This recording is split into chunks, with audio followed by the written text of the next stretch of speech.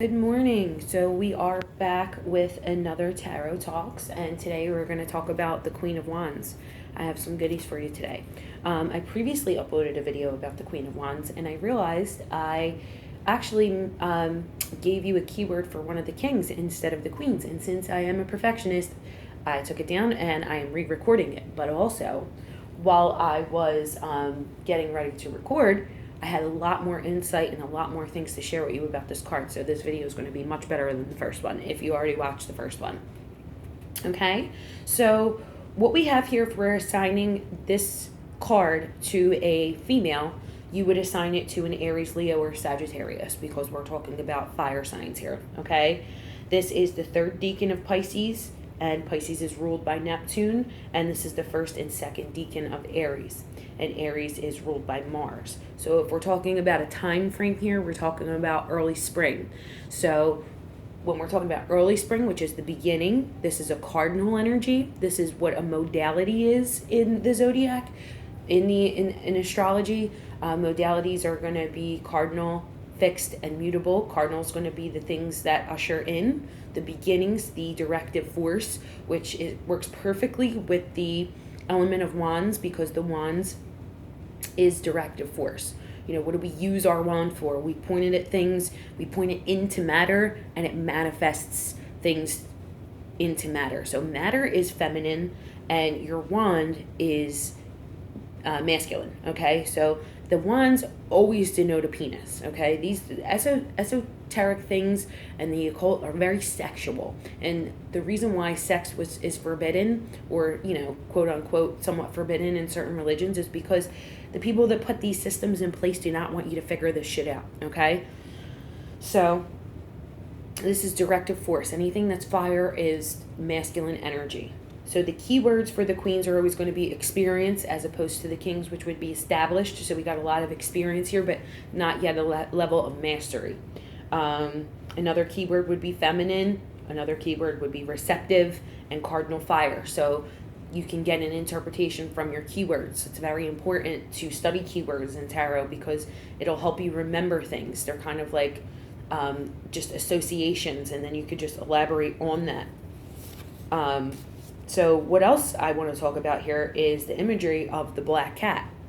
What is the black cat doing in the card? Kind of weird, right? You know, if you look at the other two cards, they don't have anything like that. So when I talked about the wands being the symbol of the penis, if you look at the top of the wand, you know, you can definitely see it. So what does the cat represent? Okay, so without saying the word, you know what I'm talking about. Anytime you see the symbolism of a black cat, like Catwoman, it's sex, it's the vagina, it's, you know, this steamy sexual energy. So when we're talking about the black cat, we're talking about the shadow, and the shadow self is very much associated with the feminine principle. You know, a lot of times in our society, when we think of dark and light, we think of the female as the lighter aspect because we're more patient, we're more nurturing, and men are like, you know, cutting things down, killing things, destroying things. But it's actually the complete opposite, okay? The feminine principle is the dark mother. She is the blackness. And the blackness is associated with the womb and the portal of the vagina and bringing life into matter, bringing life into this earth, okay? So there's a lot of symbolism in there, and that's, at first I was like, I don't know what this cat is doing here. Is this sexuality? Is this the shadow? It's actually both. Okay, it's definitely denoting the feminine principle. And the reason why this card is actually really cool, this is my favorite queen of all, is because this is the element of fire and water. And when you mix the two, fire and water, masculine and feminine, you get creation, which very much relates to the time period that this is talking about. This is talking about spring. What happens in spring? There's shit popping up all over the place, right? So there's births, there's things happening everywhere, all around. Things are blooming. She's got the sunflower in her hand. She's got, you know, the plants that are blooming from her wand. Don't get confused though, because this card, it looks very Leo. There's lions on her throne. There's lions in the back of her throne and on the sides. This card is very much relegated to Aries, okay? Because it is the first and second decan of Aries and the last of Pisces. So we have this, again, feminine receptivity. That's what Neptune is. Neptune rules Pisces. And you get this emotional aspect, this deep emotion, and you get this fiery will. And when they clash together, you get creation. So this card is very much about things happening, things popping up, things working out, the manifestation of your will. Okay, and I just think this is it's just such a cool interpretation. It's such a cool card, you know, and it also just denotes, any queen also denotes, you know, the aspect of motherhood, someone who's a wife, a mother, someone who is experienced in life. There's also the Aryan aspect of it, and the aspect of Mars, which would be the fiery side. If you know Aries, a lot of Aries have an explosive temper. They're combative.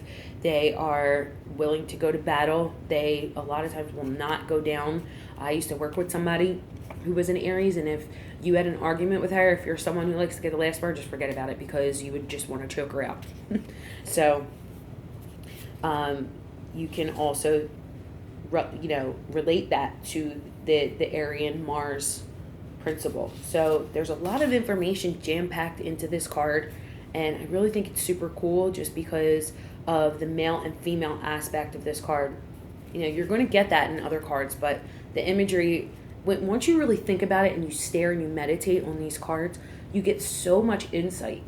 You know, tarot is so much more valuable to the reader, and I will say this until I die, and I'll say it a million times. It's so much more valuable to the reader than it is to the person that's coming to you for the reading. Because the person that's coming to you for the reading, 9 times out of 10, knows nothing about these archetypes.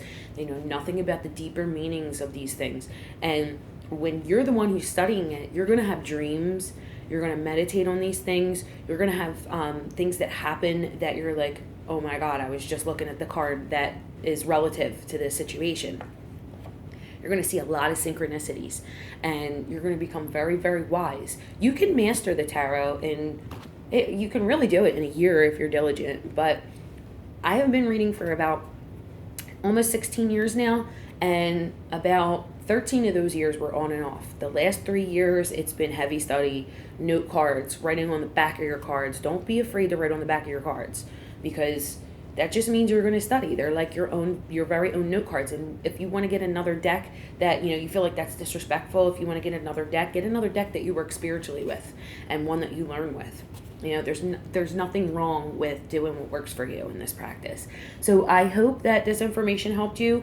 If you're watching this on YouTube, check out my blog. I have the link in the bio. If you're watching this on IGTV, go to my Instagram profile, and the link is in the bio for my blog. And I hope to talk to you guys soon and give you guys more information. Give it a like, give it a comment, any questions. Please engage with me. I love this kind of stuff, and I'll talk to you all soon.